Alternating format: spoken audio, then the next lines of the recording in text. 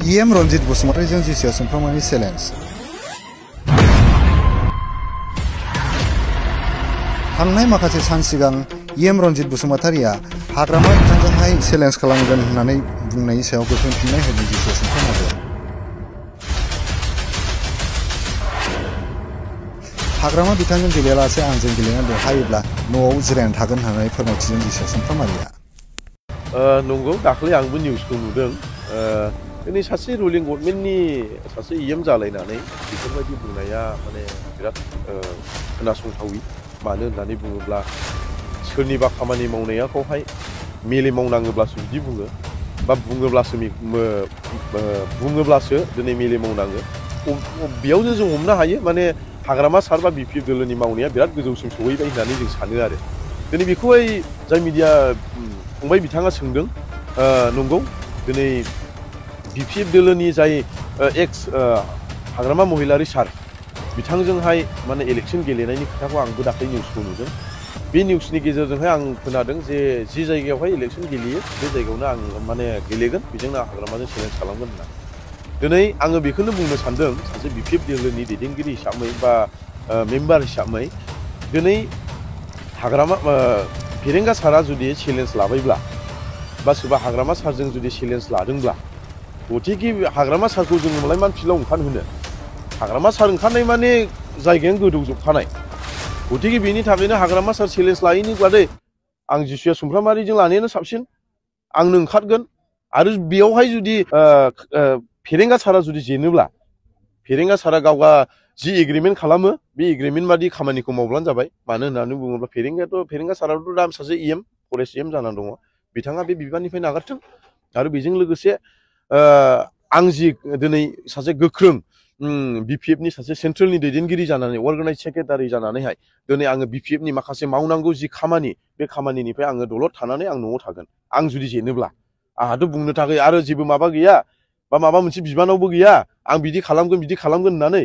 खिन्थु बिनि थाखायनो आं बेखौनो बुङो जे जुदि माबायोब्ला गेलेयोब्ला गेलेगोन, आंबो बहाय राजि। आरो जुदि आं जेनोब्ला आं पार्टियाव जेबो बिबान लाया, आं न'आव दलद हाजिरा मुजिरा आं मावनानै जागोन। आरो जुदि फेरेंगा सारा जेनोब्ला, फेरेंगा सारा माने EM बिबानाखौहाय माने नागारनांगौ, बेखौ जुदि एग्रिमेन्ट खालामोब्ला आं अराय सम राजि। आरो बबे समस्थियाव गेलेयो सारानो सिलेक्ट खालामथों, बेखौ आं बुंबाय आरो। BPF दोलोनिफ्राय नोंथाङा टिकेट मोननानै जुदि रायजो राजाफोरनि जुदि मावनांगौ हाबाखौ नोंथाङा बबेखौ गिबिसिन मावगोन?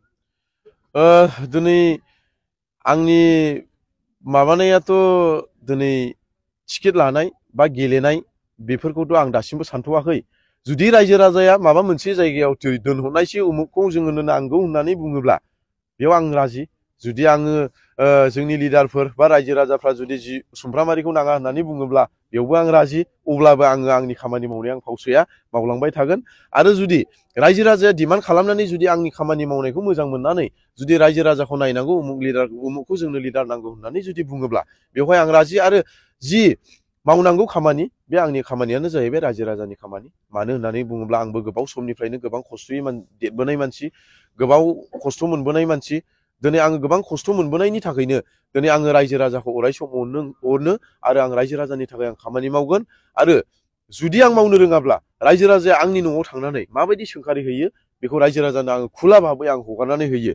आरो जि खामानिखौ दिनै आङो मावनो थाखाय आगान होदों बा मावनो थाखाय दिनै लादों, बे खामानियानो जादों जाहैबाय जेब्लानाखि आङो 15 बोसोर 16 बोसोरनि सेंग्रामोन, बे समावहाय आङो गोबां खस्थ'यै देरबोनाय हिसाबै दिनै आङो बेफोरबायदि खामानिखौ आं दिनै मावनो गोसो जादों।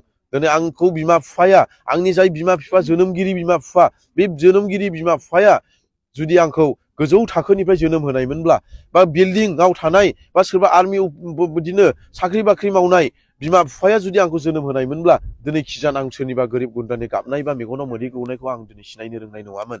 गथिखे बिनि थाखायनो आङो जुदि आंखौ जुदि माखासे रायजो राजाफ्रा जुदि गोजौ थाखोआव जुदि थिनहरनोब्ला, गिबिसिनावनो आङो जोंनि माखासे रायजो राजा गोग्लैसोनानै थानाय जि आनडेभेलपमेन्ट, सोरबा गोबां समस्यायाव गोग्लैनाय मानसिफोरखौ दिनै आङो गोजौआव दैखोलांनो थाखाय दिनै आङो आवगायलांगोन। आरो आंनि आवगायनायखौ मालाबाबो हमथानो हानाय नङा। आरो आंनि मावलांनायखौ दिनै रायजो राजाफ्रा नुलांबाय